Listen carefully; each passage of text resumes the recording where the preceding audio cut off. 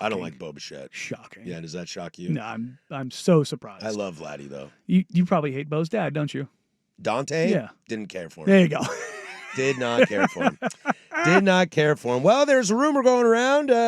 Can you confirm said rumor? Yeah. That there was a 4-year, $90 million extension offered to Shaedon Sharpe. It sounds like he is going to reject that and bet on himself. Well, we'll see. But between now and October 20th, that's when those rookie extensions can be negotiated. They cannot be negotiated in season after that point. So we have what? Today's the 7th, so 2 weeks. So 2 weeks. So not this Monday, but the Monday after that. That's when this stuff all rolls up. I believe the clock is noon Pacific. I think it's 3 p.m. Eastern when that clock expires. Well, as my Blazer guy and my co-host of this show, you are a Blazer insider here at The Fan. I will lean on you as this is your expertise. Is this a power play for money, or is there some honest concern that Shaedon might not be a future Blazer? Like, I'll just ask the extreme question. Yeah. So with the RFA process, unless Shaedon Sharpe wants to take a qualifying offer like Quentin Grimes did, like Cam Thomas did. Kuminga sort of situation. No, Kuminga took the 2 years. Okay. Oh, that's with the right. team He option. did. Giddy got his deal. I think he got, $25 million. He wanted 30. The team said 20. They settled on 25. Talking with the Blazers over the years, and not just as it pertains to Shaedon, but just understanding the roster and the finances and how they've gone about things. I'm interested to see kind of where this stuff goes, obviously because the Dundon Group is going to take control of the organization. I'm sure they have had a say in some of this stuff. Joe in his public appearance at Media Day said, Jody Allen and Burt Cold are still operating the Allen estate, and the final say and the buck kind of stops with them. But if you're committing $100 million to somebody, you'd be insane to think that Tom Dundon and his associates are not being clued into this. Correcto mundo. So, I would have to think he would be pissed if he wasn't. Yes. And so you would imagine those conversations are taking place, and I think that's probably why. So if you look at the Blazers salary sheet, after 2027, I believe there's only 2 players that are currently under contract. That's it. Their salary sheet is very, very, very clean.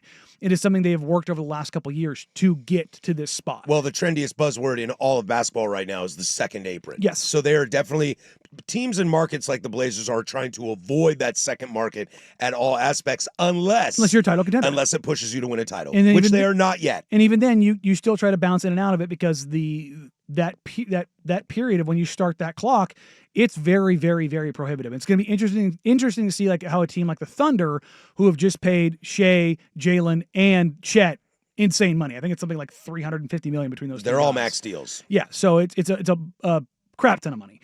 But as it pertains to Shaedon or any player at this point in their career, the RFA process, unless you're willing to take that qualifying offer, why did I use the emphasis there? The qualifying offer. You're very likely looking at basically 9 years of team control. That's really what you're looking at. Mm-hmm. And the RFA process has not been favorable to anybody, really. No, it's kind of a weird thing. I almost kind of wish it's one of the only things in the NBA that bothers me is the RFA situation. And I think it's mostly because I don't see it in other sports. Well, yeah, but they also in other sports, nobody else has fully 100% guaranteed money. Baseball does. Yes, but their arbitration periods are also a lot different than that is the also NBA. true. There's and the NFL has franchise tag, which I absolutely hate. But again, there's these little things, and this is why negotiations and CBAs exist. There's all differentiation points across major sports, but you're looking at basically a max of 9 years of team control from the time you draft somebody until they can hit the pure unadulterated free agency. And as it pertains to this is what I always use as the argument. I was never once mad at LaMarcus Aldridge because he fulfilled his contract and became a truly unrestricted total free agent, and he earned the right to do that. Right. I will never, ever, ever, ever, ever begrudge a single player who does that. I'm sad he left. Yes, absolutely. I think that Neil O'Shea and the Blazers mismanaged that entire situation. That's an entirely different argument. But as far as it pertains to LaMarcus and players that do that, you have earned that right. Sure. Unabashedly. So with Shaedon, though, and with any Blazers where they're negotiating contracts, the hang up here is, and this is why I think the Blazers, this number one, this deal is being floated out there because Shaedon's agent is putting it out there. Well, other cap specialists and analysts of other teams and front offices think that, Shaedon could command a lot more. Well, they're putting that out there because they found a couple guys that said, yeah, he could get that much. I have had literal front office executives and agents tell me I wouldn't give Shaedon Sharpe more than $17 million. I had one tell me flat out, I wouldn't give him a penny until RFA.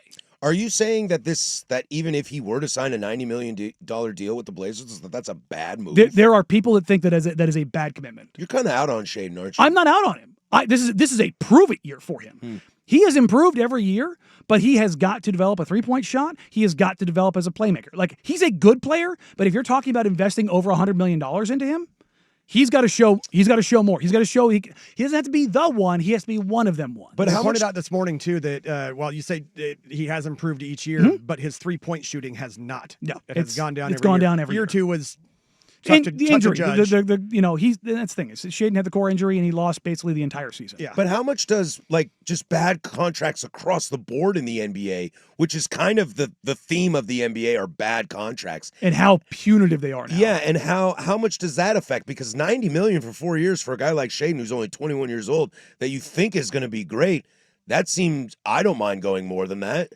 So when you say, what's the scale? There's some people saying that they wouldn't give him a dime until he proves it, or don't like him at more than $20 million a year. But there are plenty of guys around the league that have way less upside than Shaedon Sharpe, who are making way more money than that. It's even the Ant deal, which was 4 and 100, right?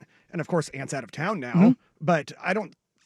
To me, I don't see a problem with 4 for 100 for Shaedon. I don't either. But and when it comes down to their books, it's an extra $2.5 million a year. But I'm also the kind of guy that I'd be willing to. I'm the opposite of you on Shaedon. I know you said you're not out. That's not what I mean.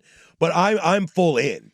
I love Shaedon. I love his game, and I think his talent is so raw, and he's so young. He's not a natural leader, which is fine by me. He's also 21 years old. 22.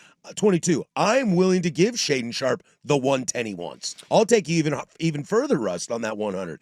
I'm willing to bet on Shaedon Sharpe. The athleticism is too good. He kind of reminds me of an Aaron Gordon in the sense of it took him a while to figure out how to play basketball. Now, I don't know if you can wait that long because it took him longer than it should have. Because when he was in Orlando, he was a scorer, a dunker, number 4 pick. He was this highlight reel, but couldn't figure it out to complete the package. But he also he was in a role in Orlando where he was more featured, where he took a secondary or actually a third, like a tertiary role behind Jamal and Jokic. That's when it came together for him, and he learned how to play basketball. But he also his next couple of deals, or his next 2 deals, he didn't get the crazy money. He got good money, but he didn't get crazy money. And then here's the thing: where teams are winning right now is with talent. Unabashedly, but it's talent and getting it at the right price. And so as it pertains to the Blazers or any team, so if the Blazers are looking at their books, if Shaedon agrees, let's say you're the general manager right now, and you say, screw it, I'm going to give Shaedon $125 million.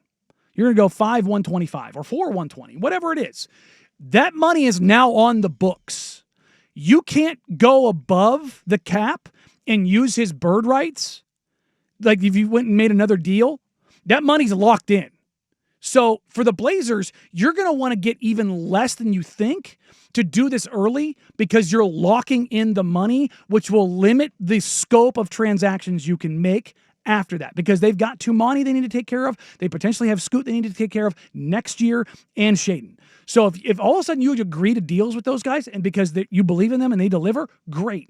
But it also limits what you can do going forward because that money's already accounted for. It's on the books. And you can't use their bird rights to go over the cap at that point in time. So you are losing a not an insignificant amount of cap flexibility. So in order to commit that money earlier, you're going to want them to take a little bit less because now you're limiting the amount of things that you can do going forward when you're talking about roster construction and team building. It's not a anti-Shaedon thing.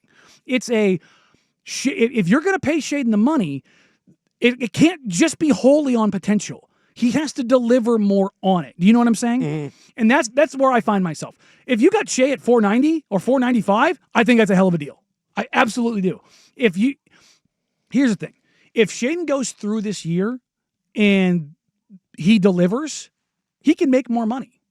But if he goes into the next season and goes down this RFA path, nobody is getting RFA deals. Owen Phillips, who was just hired by the Denver Nuggets. He used to run the F5 Substack. I'm trying to remember this. I believe from 2006 to 2020, there were 81 offer sheets to restricted free agents. There have been 5 or 6 since 2020. I thought that this was going to happen over a period of time. I did not think it was going to fall off a cliff like this. Teams used to just sign deals to sign, the Zach LaVines. you're pretty damn good, so we're going to give you the max amount of money. And we don't have any future superstar coming, so we got to keep you. And it was just like, you're the next man up kind of situation. Mm-hmm. Where in reality, teams around the league Chet did not get the most money available. He Still did got a lot, though. He did, but he didn't get the most. And so, like, you're seeing teams looking at, like, can we trim here? Can we trim here? And if you're going to get paid the requisite level and not on potential, you're going to have to give up something, whether that be a team option or signing earlier or waiting to sign. And there's real inherent risk involved in that. Like Nasir Little, I remember when he took his deal and he took substantially, air quotes, substantially less than people thought he would get. Nas, he showed so much maturity when I talked to him. I was like, hey, man, congrats on the deal. And he's like, if you had told 18-year-old me that I could lock up $28 million, I wouldn't blink it. Nas is playing in Japan now because of injuries and stuff that has happened to him. And so you have, if you're Shaedon and you're his agent, you have to find that happy medium, and it has to coincide with what the Blazers are looking at. I believe the Blazers want Shaedon long-term. I think Shaedon does have a lot of potential. I absolutely do. But he has got to go out there and earn it if he's going to get above that mark.